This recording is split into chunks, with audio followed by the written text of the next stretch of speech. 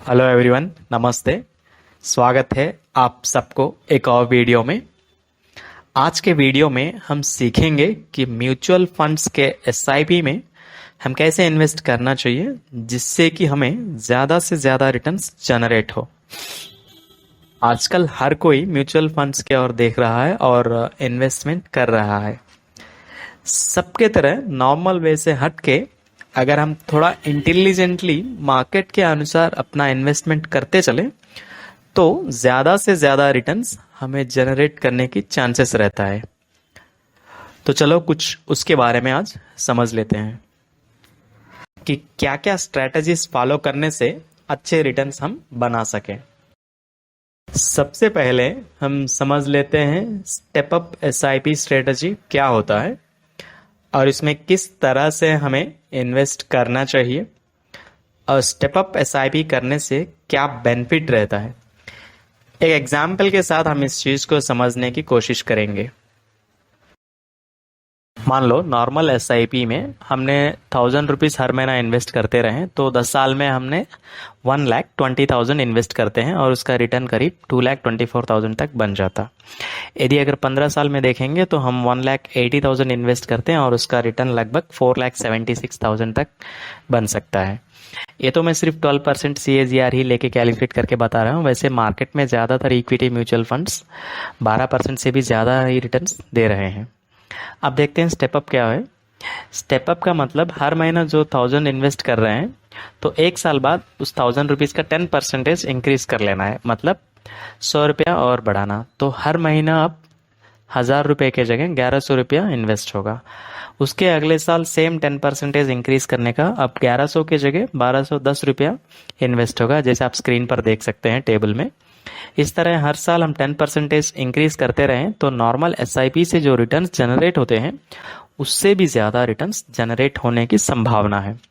चलो, इस तरह 10% स्टेप अप करने से हम 10 साल में 1,91,000 इन्वेस्ट करते हैं और उसका रिटर्न लगभग 3,27,000 तक हो सकता है।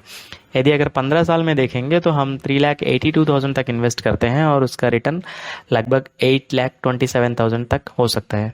ये जो भी फिगर्स जो आप स्क्रीन पर देख रहे हैं ये सिर्फ इलस्ट्रेशन पर्पस के लिए, मतलब आपको समझाने की एजुकेशन पर्पस के लिए है। इसका कोई गारंटी नहीं है इन रिटर्न्स का, क्योंकि आप जानते हैं mutual funds are subject to market risk. So इस एग्जाम्पल में हमने 10% अमाउंट लेकर स्टेपअप का कैलकुलेशन किया था।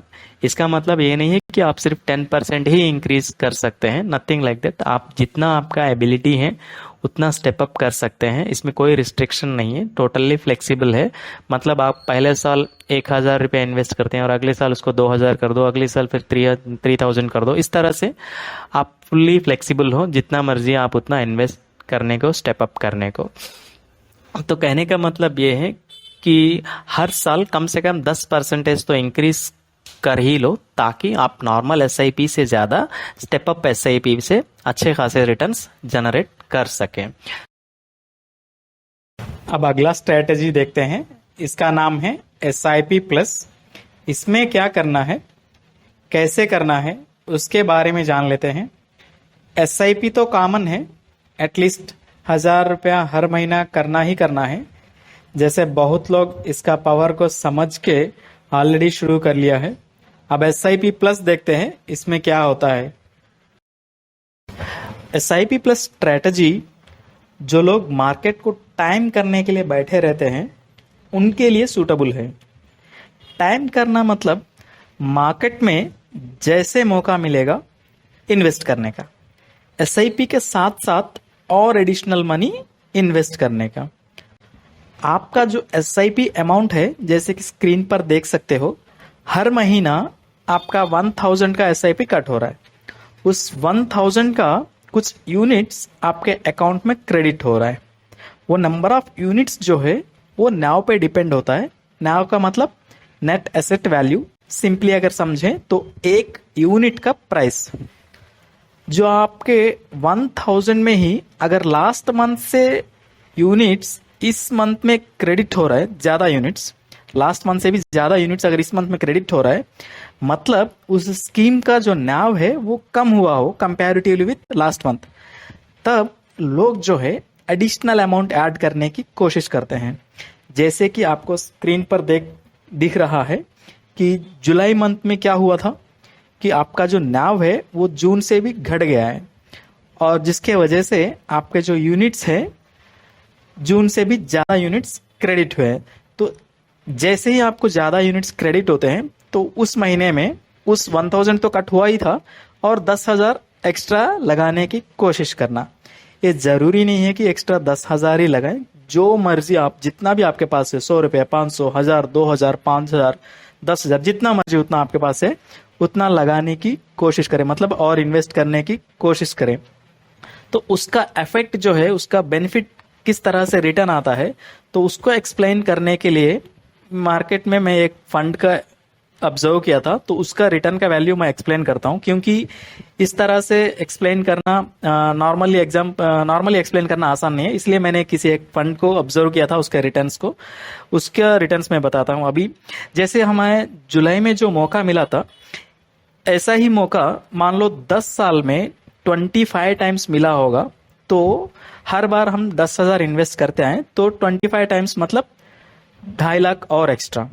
तो उस फंड में क्या हुआ था, उस फंड में जो फंड मैंने ऑब्जर्व किया था मार्केट में जो है, उस फंड का नाम तो नहीं बताऊंगा क्योंकि I am not promoting any funds. तो उस फंड में हम मान लो हर महीना 1000 इन्वेस्ट करने पे 10 साल में 1,20,000 इन्वेस्ट किया था, और उस फंड ने दिया था करीब करीब 4 लाख रुपया 10 साल में।